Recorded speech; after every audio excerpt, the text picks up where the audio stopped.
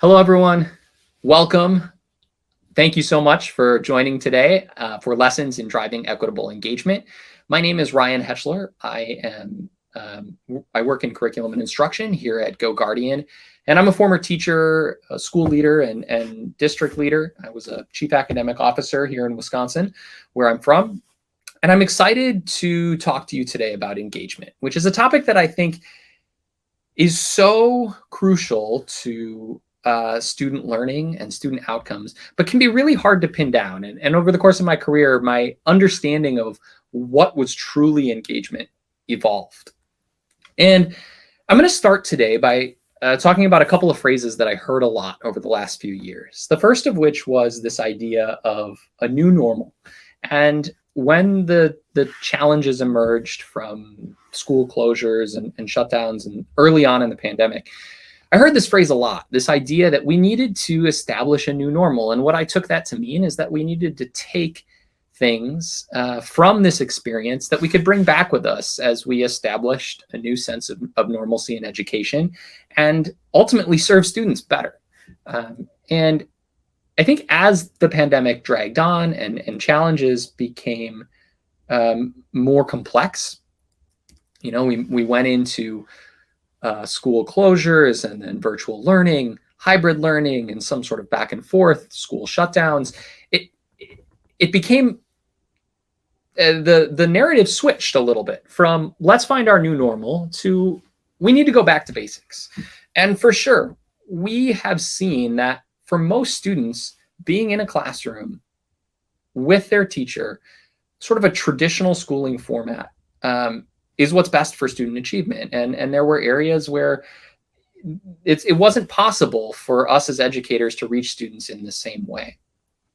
But I also think that there were some unique things that emerged from this experience of teaching virtually. And as we've come back to school, and I've heard this phrase more and more, this idea of back to basics, I worry that we're doing something else. And there's a phrase that pops into my head. I'm a new dad, and I always thought this phrase was weird, but especially as a dad, I think it's weird. And it's don't throw the baby out with the bathwater, right? I don't know why anyone would ever do that, but what I take that to mean is that as we move on to something new, we don't want to totally get rid of everything that was with us before. And in the same way that we didn't get rid of everything from traditional schooling when we moved to virtual and hybrid schooling, there are some things that we learned over the past couple of years that we shouldn't be so quick to get rid of and to bring with us. And that's what I want to explore today, specifically through the topic of engagement. And it's a tricky one to nail down. How do we define student engagement? If you Google how to increase student engagement in your classroom, you'll find 25 ways to increase engagement or ways to interest your students in your lessons or things like that. So is it engagement interest? Is it participation? Is it on task? What does it mean for a student to truly be engaged with what they're doing? And it can be overly simplistic. Just because students look like they're doing something doesn't mean that they're actually learning. It can also be overly complicated, or I shouldn't say overly complicated, but it can be fairly complex. We've got lots of research that's been done into how we define student engagement and the proper ways that engagement can manifest itself in the classroom. There's frameworks and protocols for increasing engagement. And these are for sure valuable as we develop as educators and as a school system to better serve students. But I think what I found is that I needed a more concrete way to look at engagement on a day-to-day level. And what was really helpful for me over the course of my career was when I stumbled upon the idea of ratio. And to this, I owe credit to Doug Lemov and his team. Teach Like a Champion is where ratio first emerged. And really simply, ratio is just what is the proportion of the cognitive work that students are doing in the classroom. And this is framed by two questions, and I love these two questions. So the first, the participation ratio, is how many students are answering the questions, how much of the time. And the second is the thinking ratio, how hard are students thinking about the task. And in order to have a high ratio of engagement in your class, you need to have both of those. So if I ask a question like, what's your favorite color to students, I'm probably going to have high participation ratio. Almost any student of any age could answer that question. But do they have to think very hard about it? Probably not. Most students would know their favorite color, and it's an opinion. They wouldn't have to back it up with any sort of work or evidence. So I would have really high participation ratio, but pretty low thinking ratio. On the flip side, if I ask a really complex, higher order thinking question, and maybe I hear from 1 or 2 students who are sharing with raised hands, I have high thinking ratio, but I don't have very high participation ratio. And in order to have successful engagement in classrooms, you need both. And so I want to talk about how we reframe engagement through the concept of ratio. And I love this visual. It puts the 2 questions that we just discussed on an axis. And the question that we have to ask ourselves is, for any given task, what is the level of thinking ratio and participation ratio for students? So in a typical scenario, we already talked about this. I ask a question. I'm a teacher at the front of the room. I maybe give my students a few minutes to think, and then I'm calling on raised hands in the classroom. And at best, maybe I get to 2 or 3 or even 4 students. But that means that I have a blind spot into the thinking of almost the entire rest of my class. So my ratio here is low. I don't have insight into how hard my students are thinking, and I really don't know how many of them have engaged with the topic. So ideally, I want to get to a spot where all my students are answering every question and they're thinking deeply about it. And this is a really challenging thing to gain insight to. And one of the ways that we can gain insight into it is by seeing what students are thinking. And often we see that through writing. This is the Pear Deck teacher dashboard, which I show as an example of a way to gain really quality insight into student thinking without having to necessarily call on raised hands. And we're going to revisit this a little bit more throughout this session. But going back to the concept of ratio, how do you drive that in classrooms? How do you increase the ratio, and what strategies work? Well, there's lots of strategies that we use as educators to gain insight into what students are doing and to shift more of the cognitive load to them. We can put in protocols like stop and jot, read, write, think, everybody writes, and this allows students to show their learning through writing. We can also do protocols like cold calling or think, pair, share, where a student is on the hook for an answer, or they share with their partner. And all can be key strategies to increase student ratio. But the problem is there are certain limits in traditional classrooms for the teacher to gain that insight and for us to really know what level of thinking is going on with students. And so some of those challenges are things like circulation, moving around the classroom and getting to all students over the course of a lesson. If you're collecting student work, I remember as a teacher having piles of paper sit on my desk that unfortunately I didn't get to that day or the next day or the next week even. And by the time I did, we were so far past the lesson that the insight that I was gaining was already lost. And I couldn't reinforce learning with my students. And there are definitely ways to increase ratio in a classroom without technology. But one of the things that I think was really interesting to emerge from this pivot that we had to make in education over the last few years was we saw every student suddenly with a device. And teachers employed really interesting tactics in order to elicit feedback from their students and to learn what their students were learning. And, you know, we saw things like chat emerge from Zoom and Google Meet. We saw polls. I saw an increase in use of Google Docs and Google Classroom, and teachers giving each other, or teachers giving students feedback and students giving feedback to one another. And I remember visiting some of these virtual classrooms and saying, man, I can't wait to get my students back in the class, but I really love how insightful these views are into student thinking. And I hope that we don't get rid of that as we return to school. And one of the ways that we gained that insight was through engagement tools that exploded in popularity over the last couple of years, Pear Deck being one of them. And Pear Deck really gave teachers this unique tool where they could reach all students. They could gain insight into student thinking, and they could deliver precise feedback to students, whether it was one-on-one or a whole group. And the thing about a tool like Pear Deck is that it allows teachers and students to interact in a way that is lower stakes. Students don't need to be put on the spot.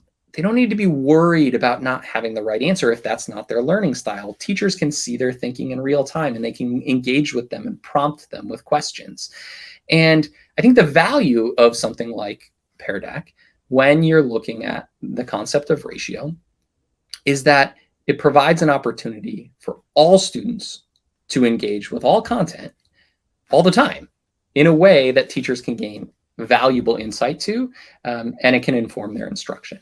And I wanted to take a second to sit down with a teacher who I saw this used in his classroom, and it made such a dramatic impact on the culture of his classroom and the culture of student learning. And so I want to share with you a conversation I had with one of my old friends, Mark Nabok.